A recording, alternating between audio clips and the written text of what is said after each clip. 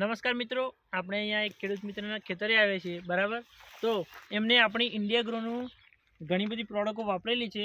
તો એમને આપણે પૂછીએ કે આ પ્રોડક્ટ વાપરવાથી એમને કયા પાકમાં શું ફાયદો થયો, બરાબર. વરિયાળીમાં સારું રહેશે. સાહેબ, તમારું નામ શું? રમેશભાઈ સરતાનભાઈ. બરાબર. ગામ કયું આપણું?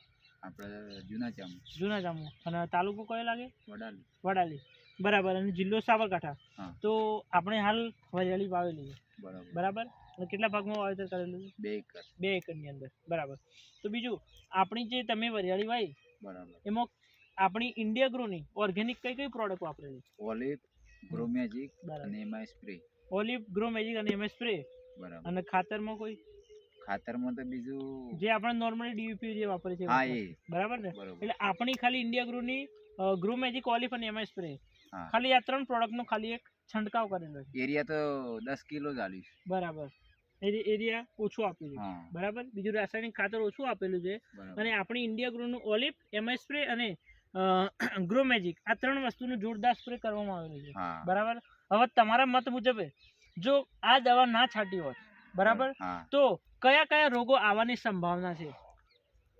કાળીઓ આવે. એક કાળિયો રોગ આવે, હા, બરાબર. પછી અને એક સાકરિયો કહેતા હોય, સાકરિયો, હા, બરાબર. અને નોર્મલી થ્રિપ્સ કહીએ થ્રિપ્સ, હા, ઇંગ્લિશમાં, હા, બરાબર.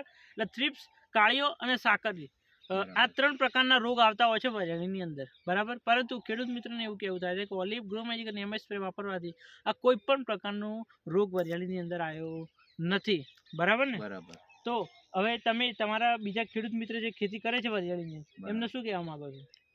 ઓલિવ ને ગ્રો મેજિક યસ અને એમાં સ્પ્રે યસ આ વાપરવું સારું છે. વાપરવું જોઈએ, હા, બરાબર. તો ખેડૂત મિત્રને એક જ સલાહ છે સાહેબ, તમારા માટે જ આ વિડીયો બનાવેલો છે કે તમે પણ આ વસ્તુ, ઓર્ગેનિક વસ્તુ વાપરો, બરાબર. અને સારામાં સારું એવું ઉત્પાદન લો, બરાબર. જમીન રોડ ટચ હોવાના કારણે ઘણા બધા લોકો આઈને કહી જાય છે કે રમેશભાઈ તમારી વરિયાળી સારી, બરાબર. એવું ખેડૂતનું કહેવું થાય છે.